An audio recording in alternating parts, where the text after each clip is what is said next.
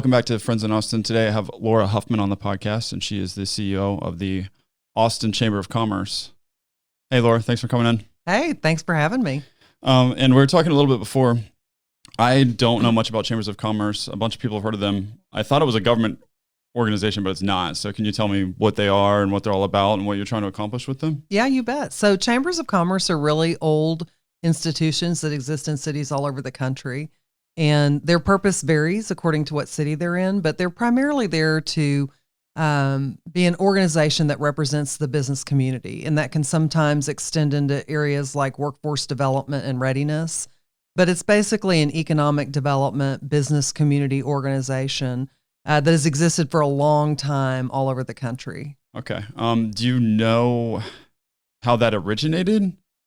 I mean, chambers of commerce in general? I think probably, no, not specifically, but I'm guessing that as cities were growing and business communities were looking for a way to amplify their voice, chambers were created in order to provide that place where business concerns and business issues could be discussed. Mm-hmm. And so Austin Chambers of Commerce, probably a fairly old organization. It is an old organization. And we've got other chambers of commerce in Austin that have emerged over the last few years, many years. We've got an LGBTQ Chamber of Commerce. We've got a Hispanic Chamber of Commerce, Asian Chamber of Commerce. So we actually have a really nice, lively chambers community in Austin. Okay, so it's for economic development. How exactly is it structured, and what kind of projects and stuff do you guys take on to increase economic development? Yeah, so how does that work, right? Mm-hmm. So think of the chamber as doing three big sort of buckets of activities. One is economic development. So that can be anything from working with companies that are looking to potentially locate in Austin. We might help them with site selection, introducing them to potential supply chains, introducing them to other community members, helping them literally find a place and a site where they can do business. It can also extend all the way to economic development incentives. So that economic development piece is a really, really wide range.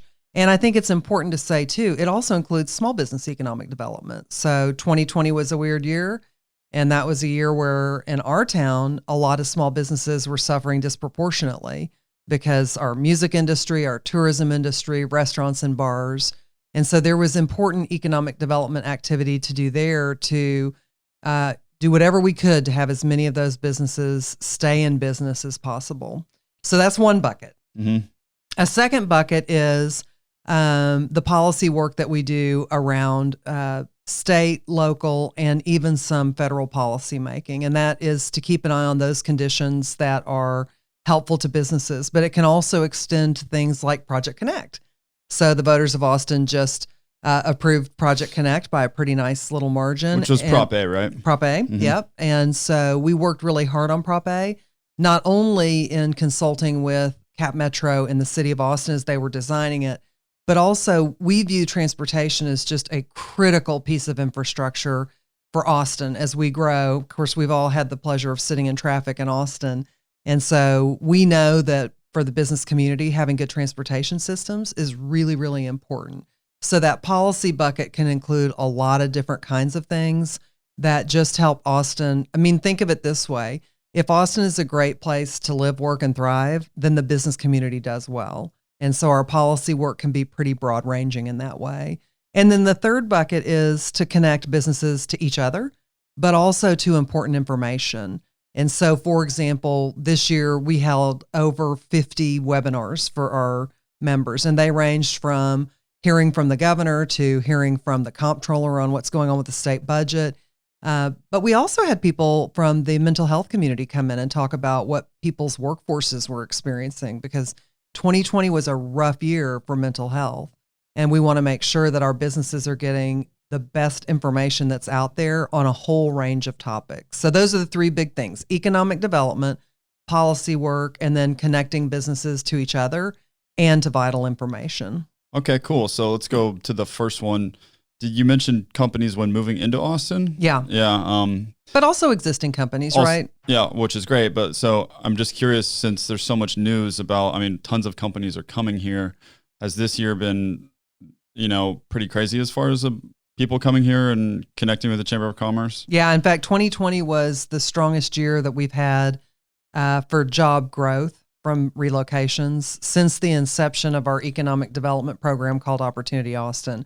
So as weird as 2020 was, it was a great year for Austin's economy. Now, I say that with the important note that if you are a small business, a bar, a restaurant, if you're in the tourism industry, the music industry, it was and still is a rough time. For sure, for sure. So, there's companies like big companies like Tesla and stuff like that coming here, and then they basically kind of like put out this bidding system, right, to where they find the city that's going to give them the least amount of taxes.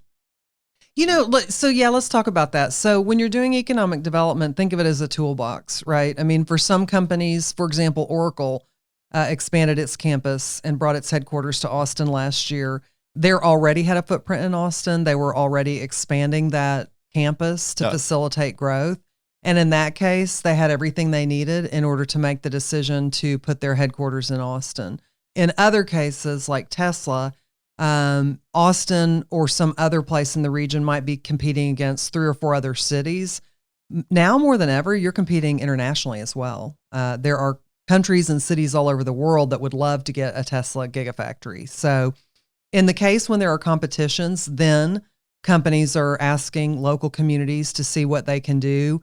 Usually it involves some form of tax rebate. I think that's a really important point. This is all really performance-based. These aren't checks that you write to these companies just to come to Austin. These are contracts, and the company has to perform on their end. So like in the case of Tesla, they have to make the investment they promised to make. They have to hire the people and the jobs that they promised to create. They also promised to create a community benefit fund so that as they come to Austin, we can do some important work on transportation or affordable housing. Interesting. So the community benefit fund, they're helping to donate to this particular fund to improve these things? That's right. That's right. And so the theory there is that if you're lucky enough to get a Tesla has an opportunity to kind of raise boats in Austin. And what we find is that companies are really willing to do that. So much so that in the case of Tesla, they're working with Workforce Solutions and Austin Community College to make sure that they are targeting people in traditionally underserved low-income communities to create specific opportunities.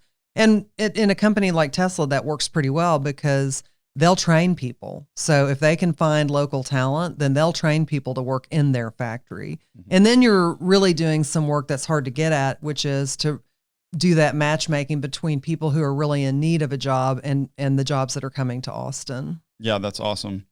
So do you know anything about Samsung's? I know there's a huge Samsung, I don't know if it's a corporate office or if it's a factory or whatever it is over there, Parmer area. Right. They were talking about bringing another large factory of some kind or corporate office where they said the average salary was going to be $100,000.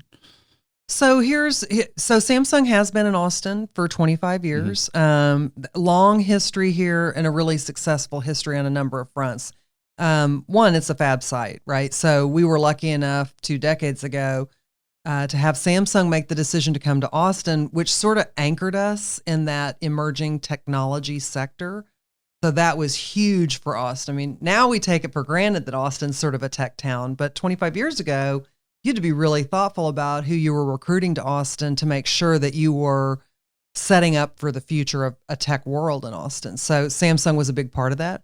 The things that they have done for Manor ISD, the school district out there, are just amazing. Working with kids on STEM skills, those kinds of tech careers. And then, of course, a lot of jobs have come with Samsung. So they're celebrating their 25th anniversary here in Austin right now, and I think we've been lucky to have them. And so, but here's the deal with tech. And this, I know this is a statement of the obvious, but people forget. To stay cutting edge, it requires constant investment and constant innovation. So as Samsung looks for its next big expansion to produce its next generation of technology, they're going to need a site in order to do that. And it is an international company already, so they've got lots and lots of choices on where they can do that. Austin, in some ways makes a lot of sense because they've got investment here already. But they've also got the possibility of building the plant at their headquarters in Korea. So that's an example.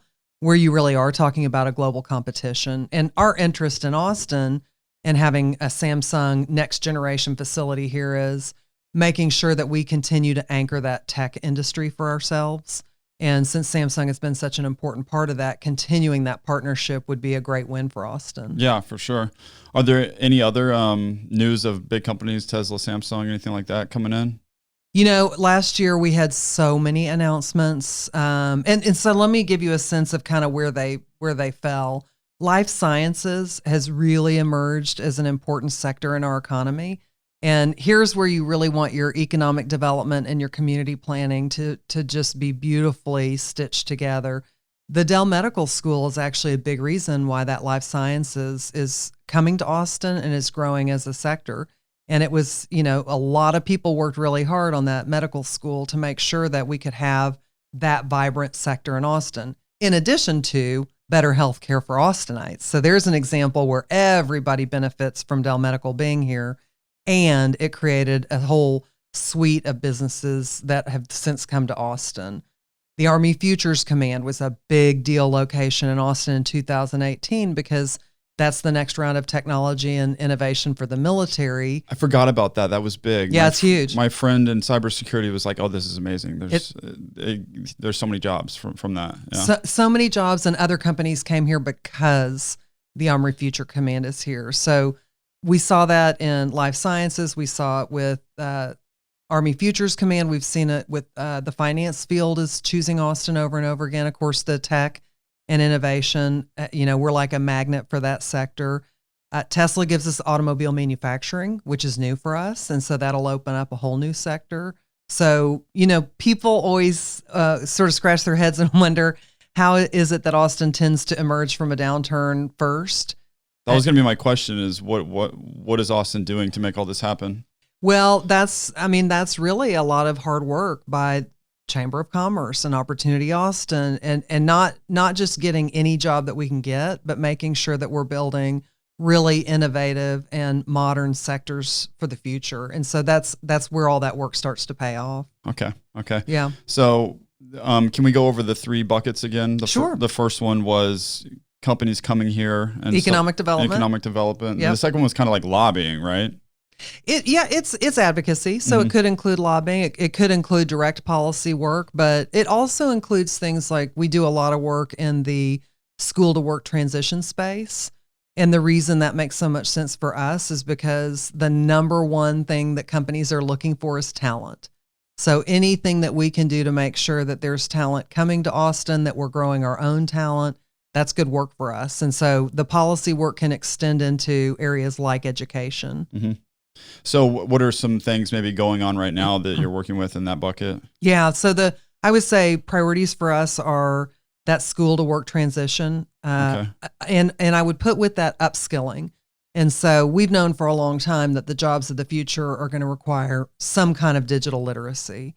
And what we've got with 2020, we had so many job losses in those sectors I talked about earlier, right? Like, so restaurants, bars, live music, those things. Well, we have an opportunity to target those people that lost their jobs, provide some upskilling, so they're ready, and they're ready to go when a Tesla makes a decision to come to Austin. And so that kind of education, workforce upskilling is a big bucket. Another one is transportation and infrastructure. So that's everything from Project Connect to the improvements on IH-35. Those are things that we worked really hard on. Other areas include, we're always paying attention to the health sector in Austin and making sure that Dell Medical School is successful, partly because it was just evolving the healthcare system in Austin. So that, and of course, the legislature's meeting now, they gavelled in a couple of weeks ago. So we'll be paying close attention to what's happening at the legislature as it relates to both Austin and economic development. Mm-hmm, mm-hmm. So can you tell me a bit about Project Connect and the main, objectives of that, and maybe some of, what was hard about getting Project Connect done? Yeah. Well, so Project Connect is a multimodal transportation vision for the future for Austin. And it's great because it's not just one thing, right? It's everything from making sure that we've got rapid buses to rail to bikeways and pathways. What was hard about it was coming up with a vision that was comprehensive, that really did hit on all of the needs that we see as a community, and then to find a funding mechanism to pay for it. And so what voters voted on was the funding mechanism in order to make sure that there's money in place. And this is a 20 to 30 year vision. It'll take a long time to implement all this. So that was big work right there. Mm-hmm.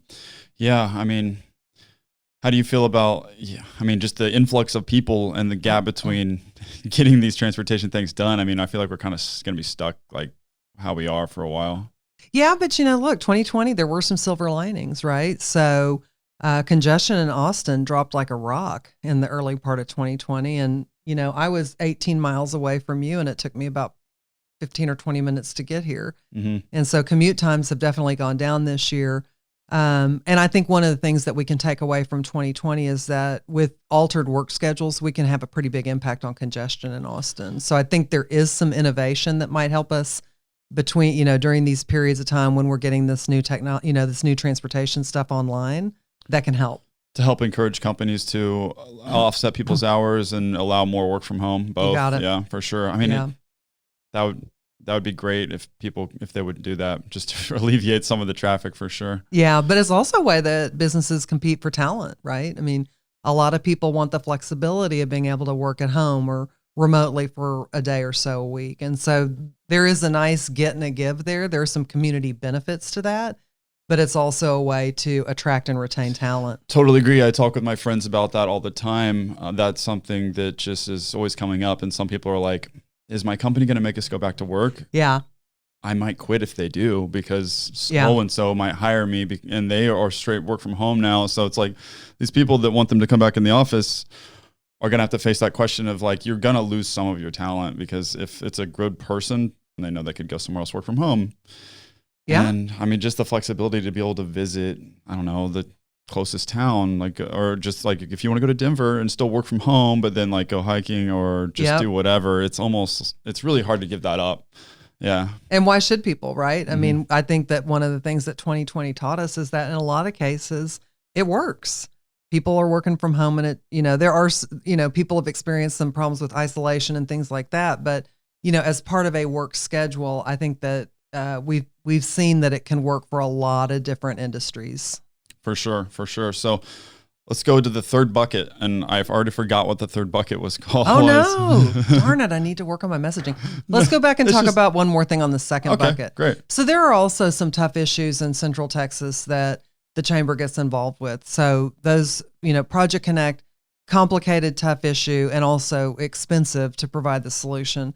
Homelessness is another issue that we've engaged in, because, that touches everybody in this community, even more so as we saw the numbers grow in 2020.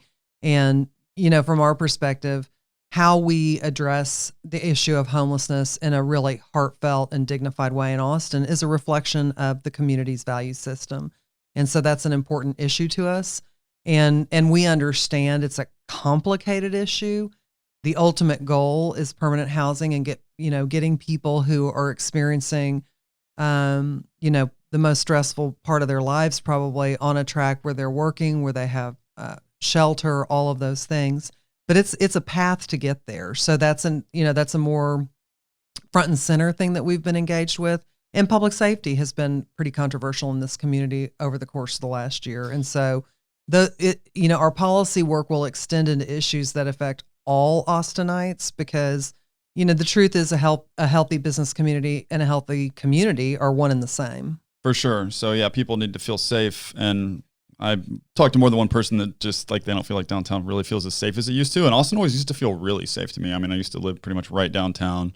Yeah. I would go walking around the trail, even late at night with my dog, didn't care. You know what I mean? No worries. But yeah, we talked about, actually, the last podcast, we talked about the Save Austin Now thing. Yep. And the petition to reinstate the ban. And then I don't know if you saw the drama on like kind of Twitter where Greg Abbott is like calling out Austin and saying, and then Steve Adler's like, well, what we're doing right now isn't working. And so, yeah, this isn't working. I'm like, of course it's not working. Yeah.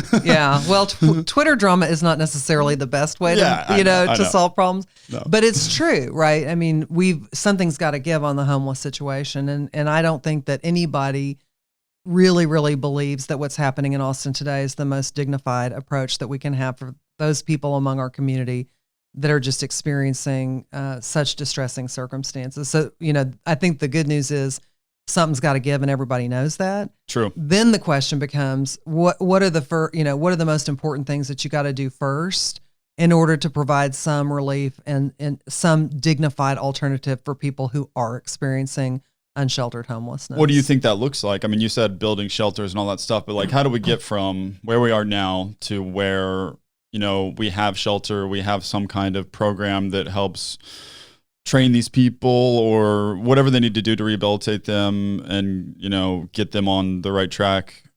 Like, how do we get there? Like, what does that look like? Yeah. Well, here's the deal with complicated problems. It'd be nice if there was a silver bullet solution, but there's not. And so I think it's a whole suite of things that we have to do as a community. One thing is that we've been working on at the Chamber is Camp Esperanza, which is over near the airport off Montopolis. And that is a state-owned site that is a sanctioned camping area. And so part of it is finding places where people can be safe.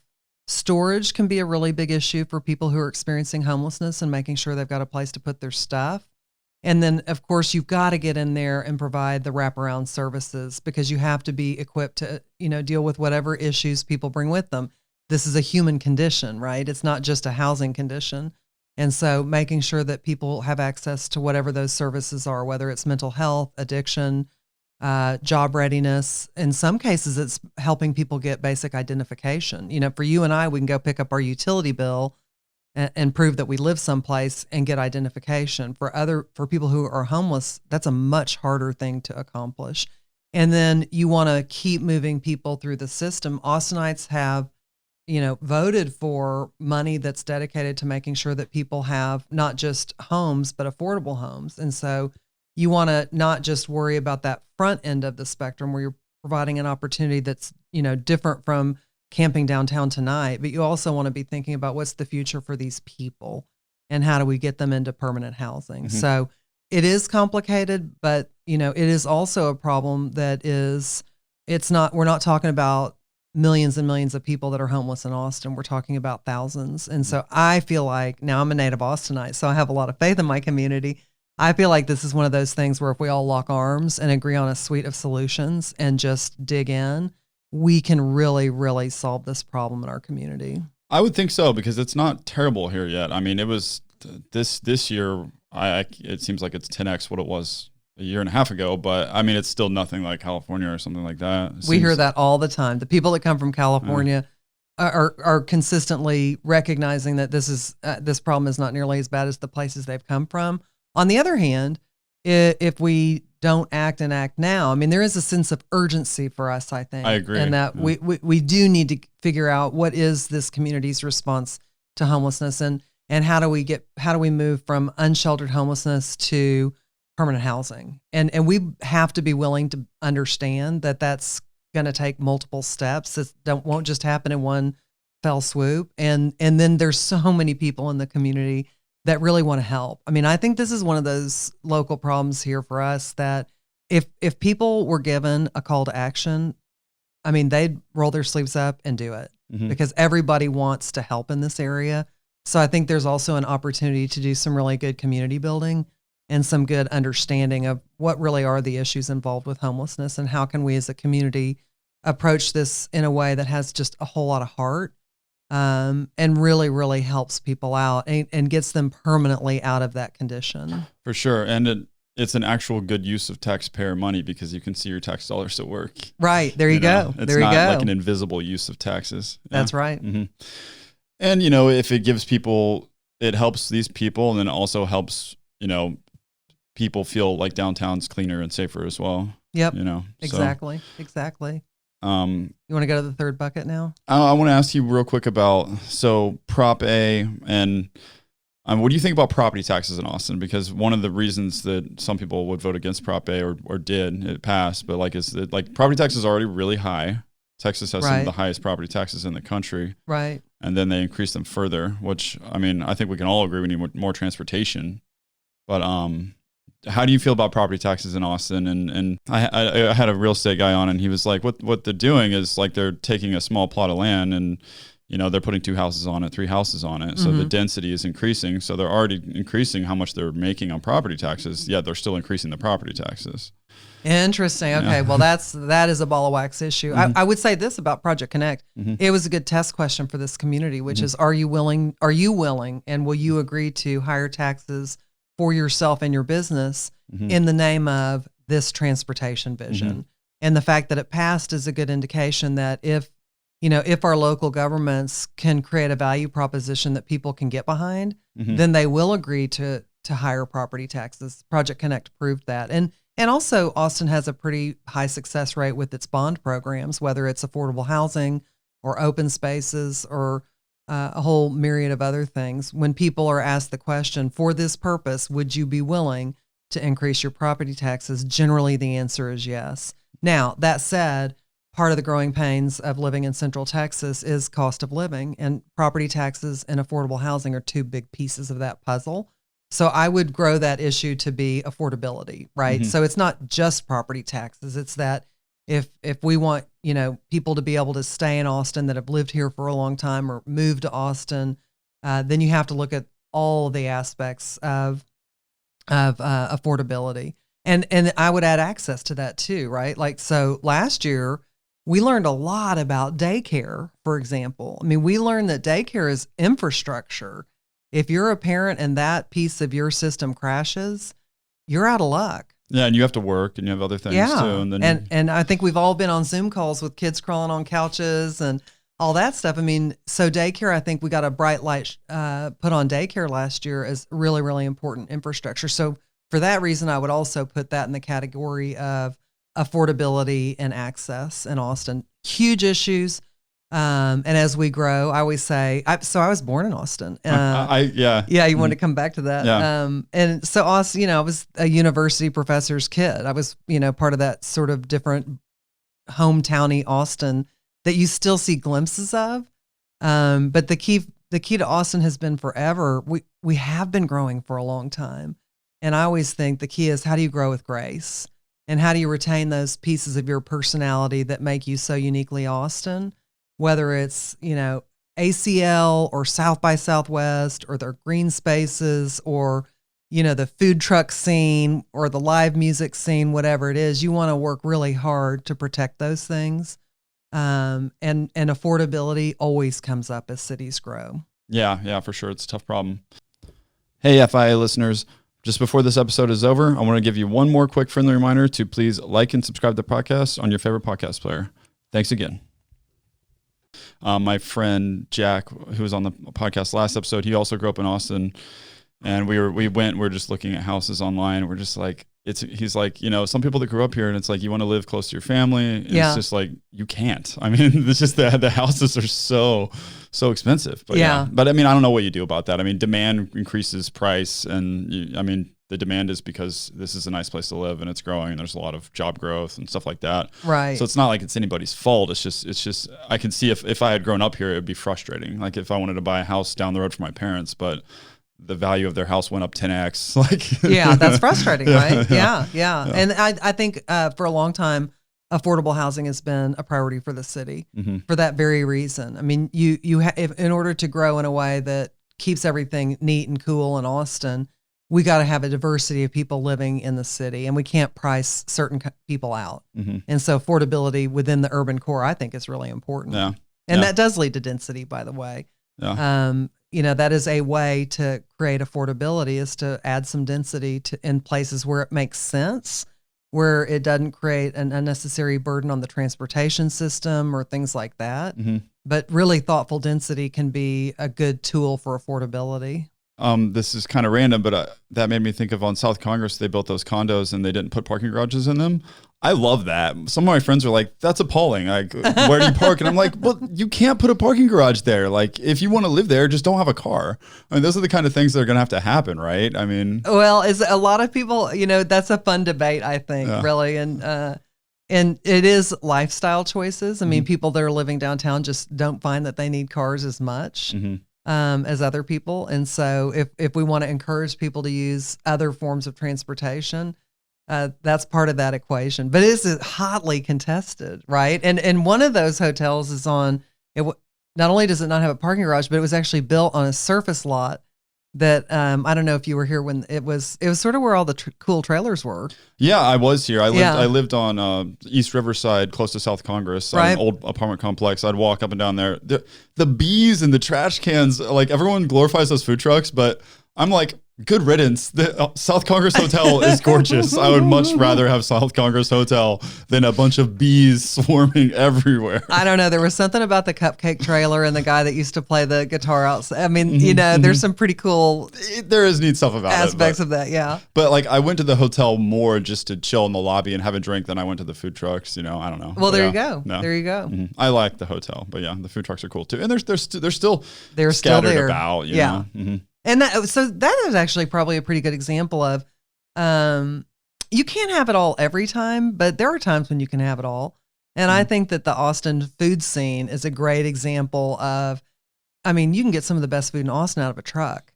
And that's a great way to grow that local chef community and experiment with new kinds of cuisine in Austin.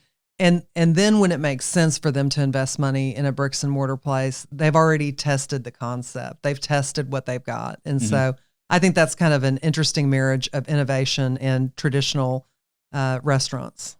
Yeah. So should we go to the third bucket now? Yeah, right. Let's go. Okay. Time's up. Let's go. Tell me what I remember. I forgot the third bucket. So, you did. Yeah. Sorry. Okay. Yeah, that's okay. It's hard for me. I'm always thinking too much while I'm talking to someone. Sometimes it's like I miss things. No worries. I'm trying to make sure that there's still like a path. Yeah. Yeah. No worries. Okay. So we talked about economic development and the importance of getting new businesses to Austin, but also growing and sustaining the existing business community. And I think it's really important that people understand, yes, that includes Tesla, but it also includes our really vibrant small business community. The second thing we talked about was policy. And that's everything from, when do you give incentives to a company that's coming to Austin when it really is a global competition like Samsung, to public safety, homelessness, education, workforce development. So then the third bucket is connecting businesses to each other and also to really vital information. So the big thing that we did last year was, in addition to producing an enormous amount of content, we did a couple webinars a week all year last year, but we also led a task force of over 200 businesses. And the mayor and the county judge asked us to do this to help figure out how do we reopen and how do we manage through the pandemic as a business community. So, for example, we were able to surface the issue and really put it in front of the policymakers that childcare, it was collapsing.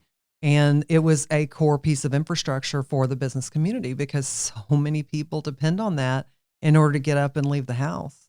The other one was broadband. Broadband as in internet? Yeah. Okay. Yeah. And I would actually break that down into 3 areas. And it's, last year feels like 200 or 300 years ago, but it was really just last year. And so it was broadband, so it was also devices. We learned that in the education system when families would have one device and you've got people trying to work from home and go to school from home. And then it's digital literacy. So making sure that people have the basic literacy that they need in order to get the jobs of the future. Use of an operating system. You name it. Yeah. Yeah. So those are some of the ways that we helped the community see the needs of the business community and really to connect some dots. But then we also did a lot of stuff early on about how to get PPE equipment. We had sessions where, restaurateurs got to talk to one another about, well, how are you setting up your dining room now? And what is that going to look like? And what are you doing with to-go service?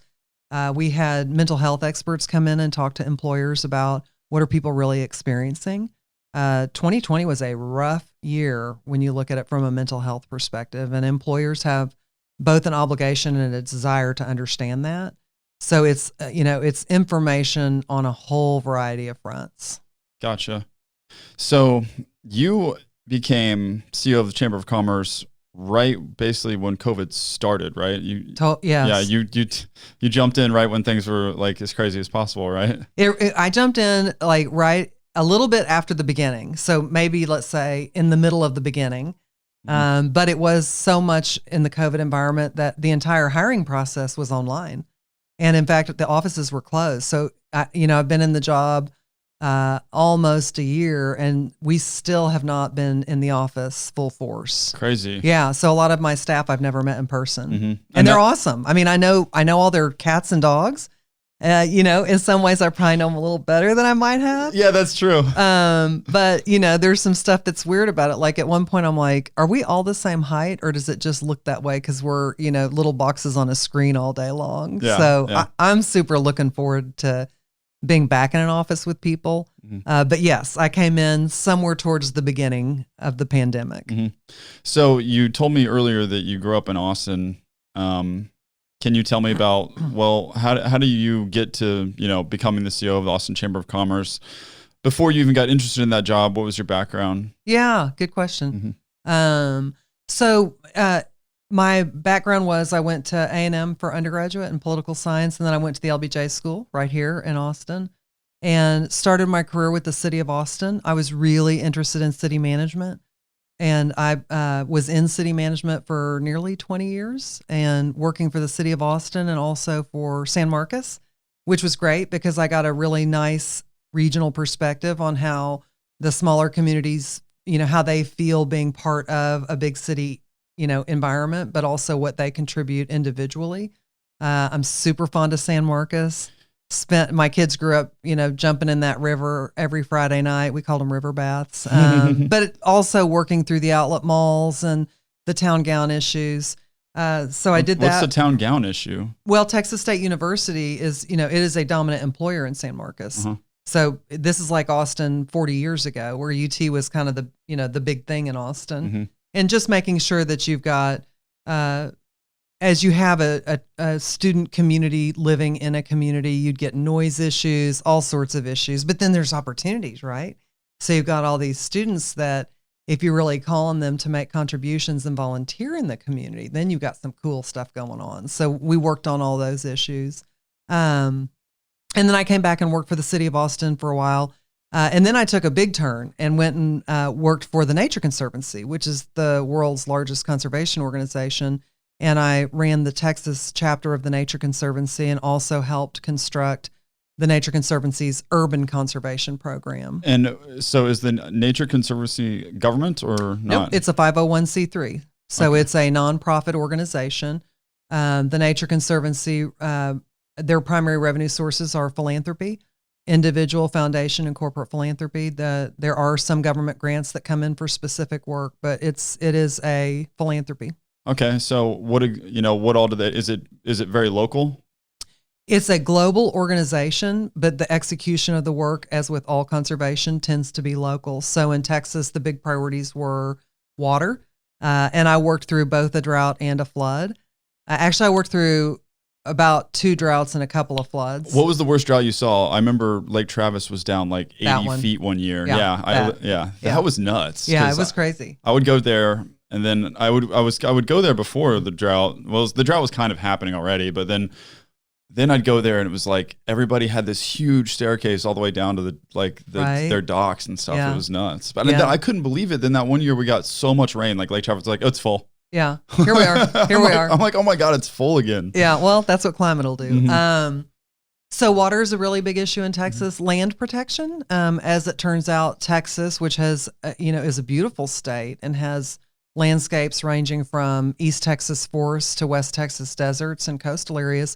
Our big land areas are fragmenting at a faster clip than any other place in the country. Fragmenting in what way? So that's growing cities. Mm-hmm. It's also the infrastructure, the roads, the utilities, all of that you've got to have in place in order for cities to function properly.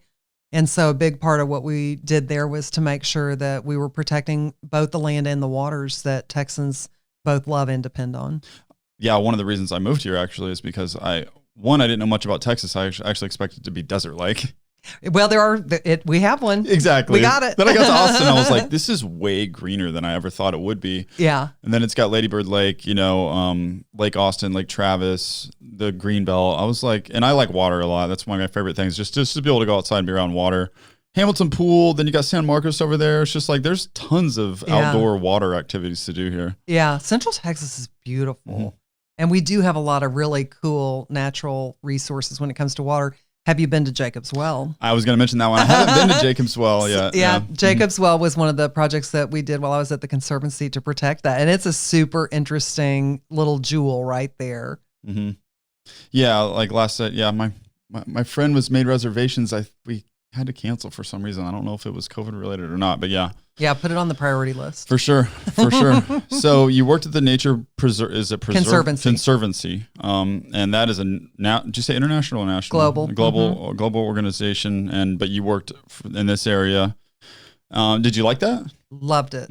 Loved it. I loved having a statewide perspective. That was really interesting and just really exploring, Texas is so rich in its natural resources, but there are huge varieties across the state because we're a big state and we're a more diverse state than a lot of places when it comes to our environmental resources. So I loved that. I really enjoyed working on the cities program for the Nature Conservancy because as most of the population growth that we're seeing in this world is concentrating in cities. And so we can't grow our cities, without thinking about the impact that cities have on natural resources. And as people get further and further disconnected from nature, it becomes more and more important to preserve nature. And so that was super interesting work. Cool. I want to go back a little bit to you working at the city of Austin. I feel like people have an idea I have like a Ron Swanson idea in my head of like people just like waiting for their pension working for the city and stuff like that. No. What was it good? Were they doing good things? Yeah, I really, really liked working for the city of Austin. Okay. I mean, what I can tell you is think about Austin. We have so many people that are talented and passionate and want to have careers that give a little back. And my experience at the city was there's brilliant city staff there, brimming with ideas for how to make Austin, how to help Austin grow into its potential, how to solve the problems that we were experiencing. And I found that it was actually pretty rare to have the Ron Swanson version of the city of Austin. That's good to know. Yeah. There's a lot of talent there. Okay. So we talked about the third bucket. And you're on your career. That's right. So went from the city to the Nature Conservancy. Yep. And then, so how did you worked there for a while and you really liked it. So how did you come across the chamber job and what made you want to apply for that? Well, the chamber had a longtime CEO, Mike Rollins, who worked there for many years, did a beautiful job. And as he was retiring, the folks reached out to me just to talk about what's it time for in Austin? And as we think about this leadership position, what contributions can the chamber and its economic development arm, Opportunity Austin, we're best for us to focus and what is our maximum contribution to this community. And the more that I talked to folks about it, I was like, you know what? It'd be really, really nice to dig in locally again. I loved working for the Conservancy, loved working for a global organization, but it's also really fun just to work through the tough issues locally all the way through. And it was an interesting time in Austin because we had so many big issues happening at once. We had a pandemic. We had a growing homeless problem, a lot of social issues in Austin that we haven't quite made our way through.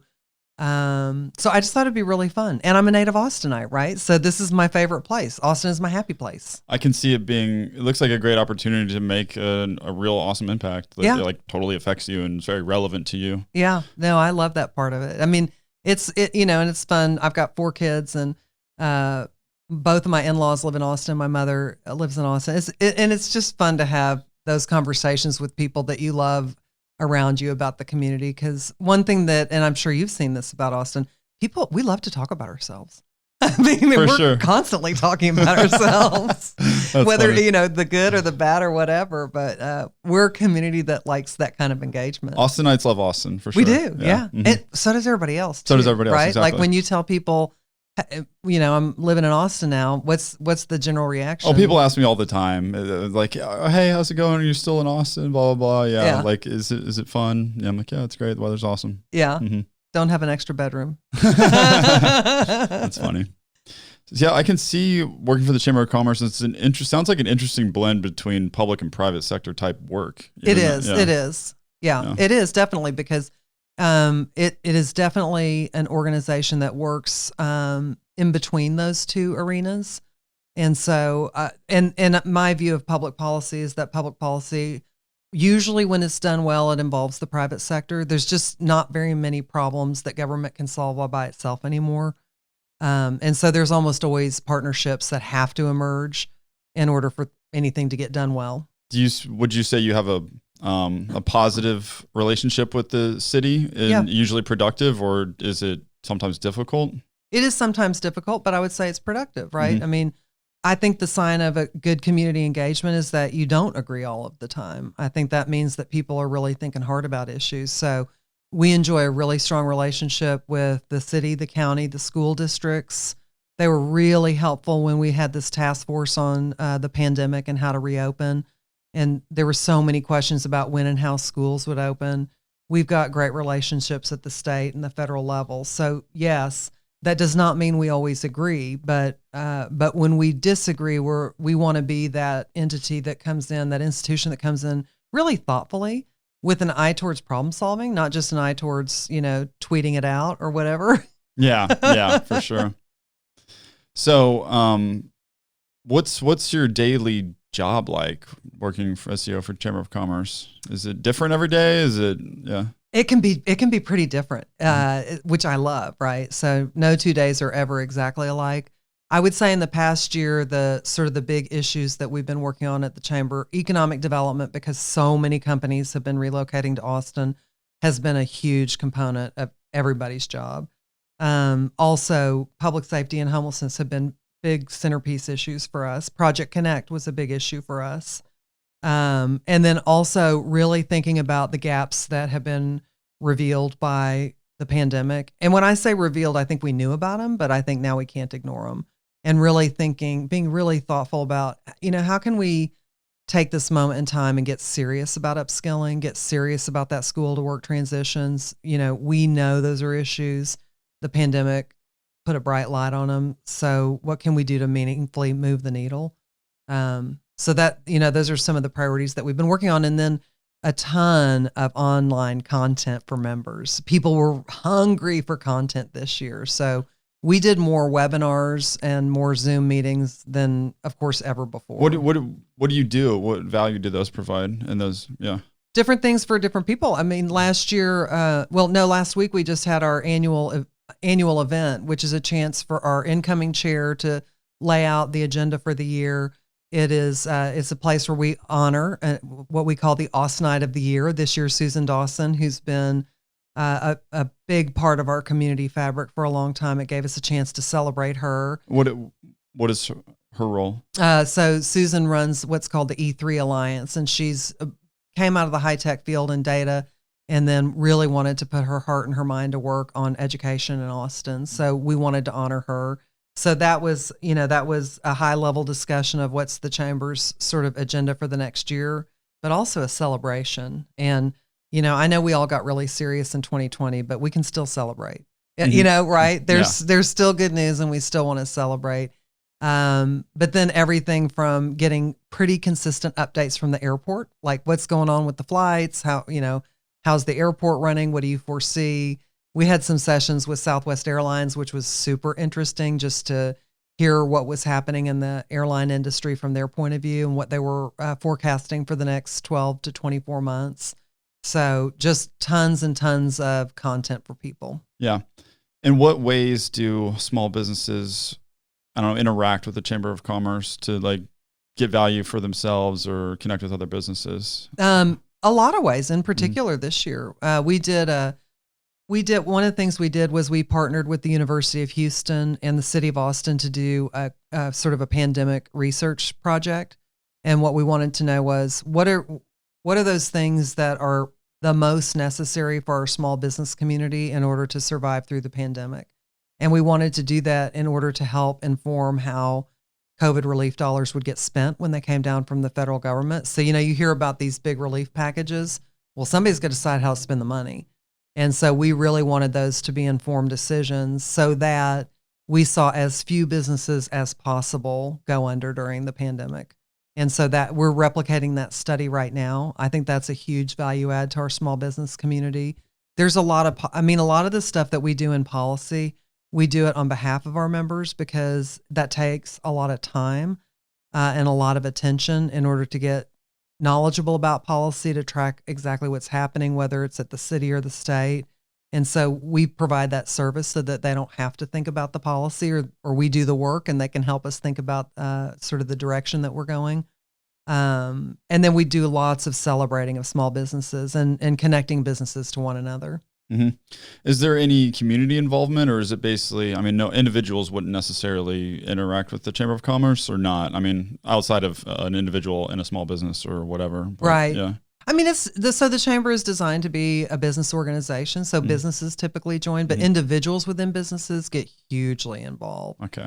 And we've got a group of what we call ambassadors who really welcome new businesses, help celebrate, whether it's a ribbon cutting or an expansion. So part of that is to, help promote and celebrate what's happening in the community.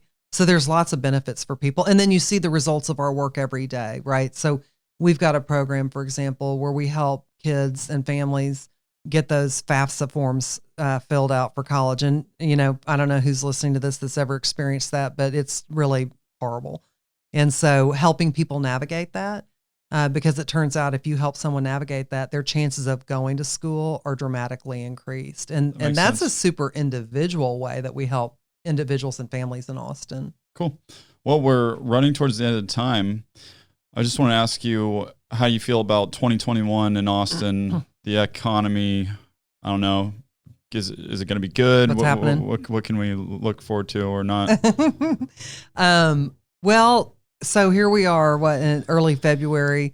I think a lot of people are like, ugh, we thought when we rung in the new year, like 2020 was done. It was just going to be like over. Yeah. And so it's not.